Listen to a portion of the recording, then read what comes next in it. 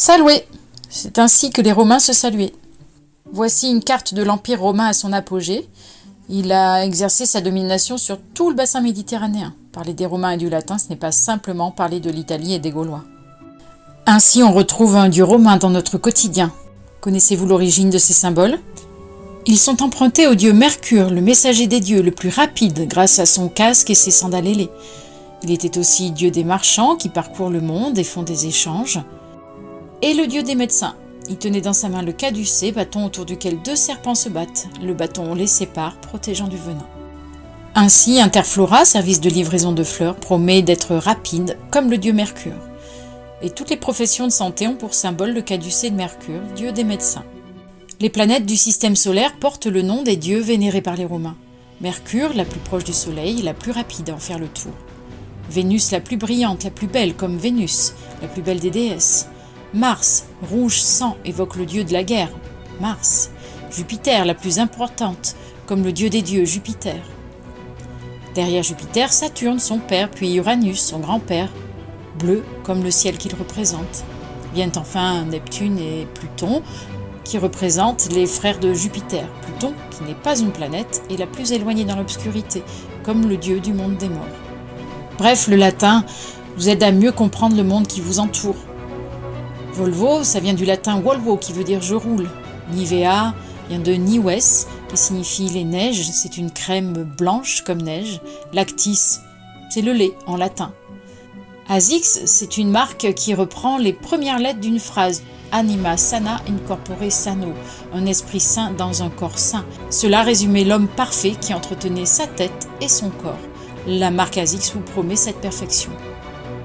Et le latin quies signifie le repos, le calme, le silence, pour bien dormir. Mieux encore, certains mots sont directement empruntés du latin. Un lavabo, c'est lavabo, je me laverai. Agenda, agenda, les choses à faire.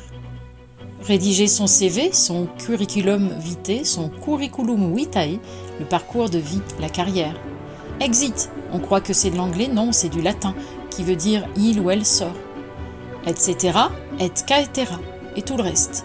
Opéra signifie les œuvres, une œuvre artistique qui rassemble toutes sortes d'autres formes artistiques, musique, chant, théâtre. Et on peut dire, quand on rencontre l'amour, j'ai rencontré mon alter ego, mon autre moi. Grâce au latin, vous pouvez aussi mieux comprendre certaines difficultés orthographiques du français. Pourquoi le mot temps s'écrit-il avec un P et un S qui ne se prononcent pas parce qu'il vient du latin tempus? De même pour le mot corps. Corpus. Et le mot compter, il vient du latin computare. On retrouve le P et le T, et on retrouve l'anglais computer, les ordinateurs, dont la fonction première était de compter. Et pourquoi voix avec un X et voix avec un E ? Parce que voix vient de vox, vocis, qui signifie la voix, avec ce X, et le C de vocal, vocabulaire. Et la voie, la route, vient de via, la rue en latin. Et le A à la fin du mot en latin a donné un E en français. Si vous faites l'option latin, vous n'aurez pas d'exercice à la maison. Nous travaillons tout en cours. Vous aurez à réviser des leçons que nous aurons commencé à apprendre en classe. J'en profite pour vous donner des méthodes de mémorisation. Vous ferez des expérimentations, porter une toge, écrire sur de la cire. Il suffit d'être curieux en latin. Il suffit de travailler en cours pour avoir un minimum de travail à la maison et que l'option ne soit pas une surcharge pour vous. En 5e en latin, vous découvrirez la langue latine, la civilisation, notamment l'enfance, l'école. Vous découvrirez également, vous approfondirez la mythologie et l'histoire de la fondation de Rome. Le latin, c'est aussi l'occasion de développer ses compétences informatiques par le logiciel Canva, par exemple, afin de réaliser chaque année une exposition. On y développe sa créativité et aussi la capacité de parler en public. Si les circonstances le permettent, eh bien, vous pourrez participer à un voyage en Italie qui en général a lieu tous les 2 ans et qui concerne les 4e et 3e latinistes. Faire du latin, c'est gagner en rigueur et en logique, acquérir des méthodes d'apprentissage et de réflexion. C'est muscler ses neurones, enrichir sa culture pour mieux décrypter le monde. C'est connaître les auteurs et les mythes qui ont influencé les artistes pendant des siècles. Vous pourrez enrichir votre vocabulaire, améliorer votre orthographe et votre style.